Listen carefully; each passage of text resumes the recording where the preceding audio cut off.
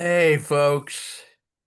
Welcome to another edition of Mark Isaac Potter Presents. And they know I don't look at the camera because I have an ancient computer that doesn't have its own webcam. So that's why I'm always looking away.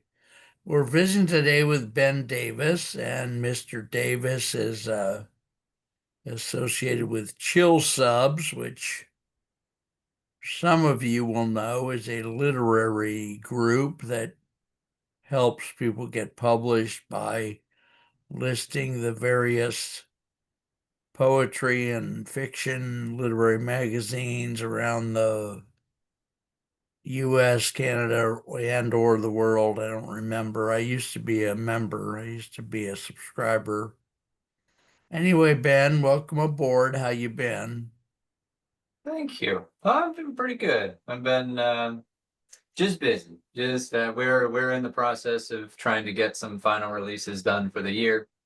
Um, yeah, yeah. We just launched our new Smart Search, which makes it like really easy for folks to just kind of like type in anything that they want for like the magazine. And then next week we're going to be releasing a new feature called Collections, so people can just click a collection right from the browse, and then it will show them all of the magazines for that. One of the things that has amazed me ever since you guys started, because I've been writing for 52 years, so you weren't around when I started, when Charlemagne and I were trying to write poetry. Uh, is the constant positivity, the constant innovation. A lot of other groups that tried to be what you are before you came around. I won't name some of them. Some of them are still around, though.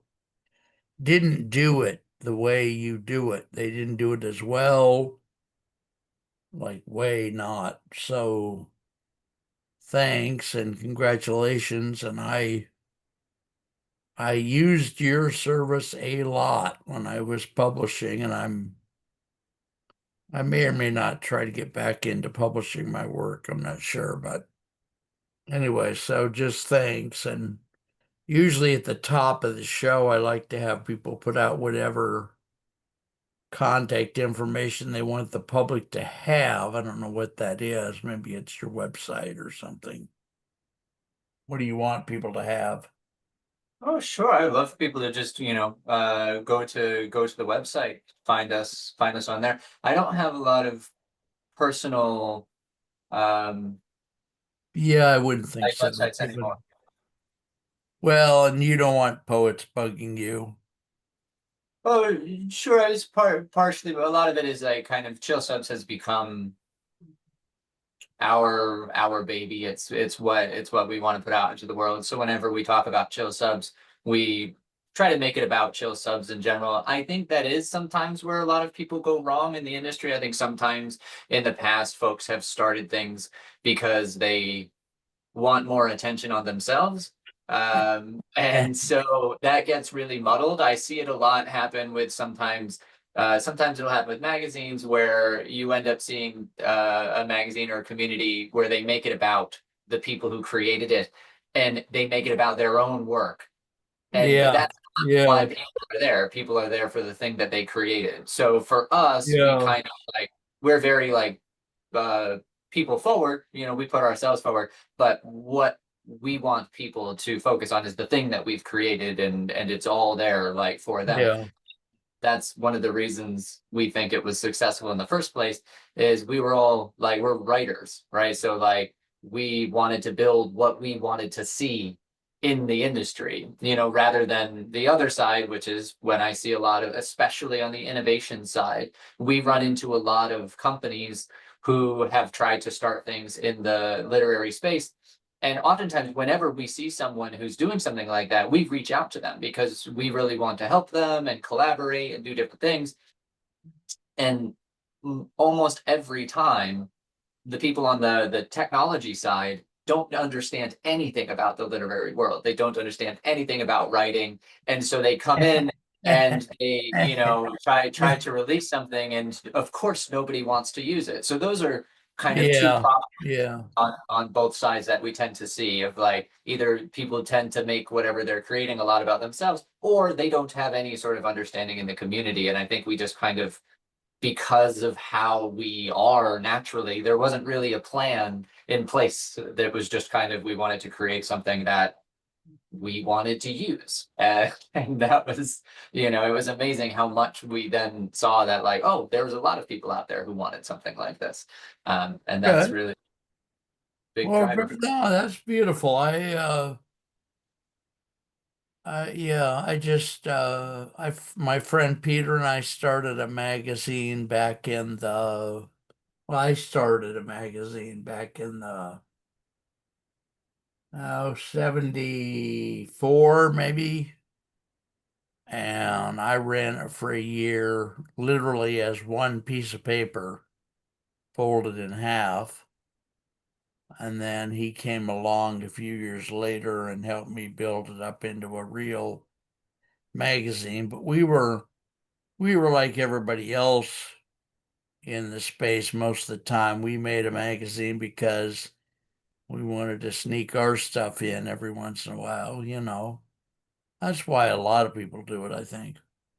I think so. It doesn't matter how big a magazine is. Like, I know magazines were very, very successful, and win all of the awards. And then, well, I'll read them, and I know a lot of sometimes like the mastheads or the founders, and suddenly their name will be in the magazine that they've created Yeah, and published. yeah, And I yeah, get that. Like I understand. yeah. I understand that I think that everyone wants to be read. And a lot of people who create magazines are writers. And so, that's an opportunity for them. I think that Yeah, sometimes it hurts the magazine to have that be like yeah, the main focus. I yeah. like also, that there are some editors who are just incredible editors. And that's what they love doing. They love curating, they love Mm, helping mm. writers. They love helping writers to make their work as great as it can be, to create a magazine that is as beautiful a product as they can make, and that's enough. But of course, there's, like I said, we're all writers, so it's always that's a tough thing to fight against, to not want to publish yourself in a magazine that Yeah, is very successful, that you've created. yeah. Do you think the public has the same level of what I'll call studiousness when it comes to literary magazines? Do we have as many people around who care and know what the hell it is, or are we losing that like the way people are leaving churches in en masse? What do you think's going on in the industry of the world? Well, I mean, I think, yeah, you have this thing of people leaving churches en masse, but then you also have a revival happening where lots and lots and lots of young people are starting to go to church again. I think that things go in cycles and they go in trends. And I also think that analog is coming back in a really big way, and that people are becoming very exhausted by their phones and by constantly having to read on Yeah. the computer. And I believe that actually something like literary magazines have a much brighter future, especially in print, because I think a lot of people, like, a print is an artifact, and there are some Yeah. really, really gorgeous magazines, and you see a lot of people, a lot of young people who are getting vinyl. There's lots going on in like TTRPG and lit RPG spaces. People really want to collect and hold on to things because our lives have become so digital. So I don't necessarily think it's a matter of studiousness, because literary magazines is so broad, right? It's a very, very broad concept. Like, we say literary magazines, but we often phrase it as lit mags, Yeah. because there are Yeah. so many magazines that Yeah. don't require you to be studious to enjoy them. I think a lot of people want I think a lot of people want Sounds like a subtle criticism to those people who haven't watched Waiting for Godot or something. sure, but the We thing is, got is like, magazines out there that are so stupid. No, I'm well, kidding. I don't I'm think I kidding. don't think that like unstudious is stupid. I think that unstudious is just more accessible. You know what I mean? Like, you don't have to you, Tune in you can. next week when we watch General Hospital Literary Magazine. No, I'm kidding. I'm kidding. But Uh, I I think that there is an accessibility toward like, that people, I think the best stories are and the best writing is something that's accessible, but you can also anybody, but like the more you read it and the more you study it, the more it provides insights and gets better and better and better versus, but there needs to be that initial accessibility. So like somebody who can read it who isn't particularly studious will get a lot out of it and relate to it. And then somebody who is can look into it further and further and further and they'll, and become increasingly impressed by like the work that they're reading. And Right. that's the sweet spot. And I think there is a lot of work out there, especially when you read, some of the pushcart anthologies, Best American, and sometimes not my favorite, but Yeah, those are you, those you are top tier stuff. Yeah. but you start to see like those are the types of works, and I think that I think a lot of people, a lot more people than you'd think would want to read magazines, especially when they're presented well. So Yeah. yeah, I mean, I don't think that magazines are dying. I think they're just transforming. All Um, right. Okay. Well, I hope you're right. Now, I want to say I'm going to be a little covetous here and say a few things that I want to say. Number one, folks, please do seriously consider subscribing to chillsubs.com. It was $50 a year when I was in it. What is it now, Ben? it's so we have two different membership tiers. One is $100 a year, which is for everything on the website. And then one is $200, but that gets access to all of our other projects. So we have Forever Workshop and Sub Club as well. Okay. And so yeah, All so right. no, Good.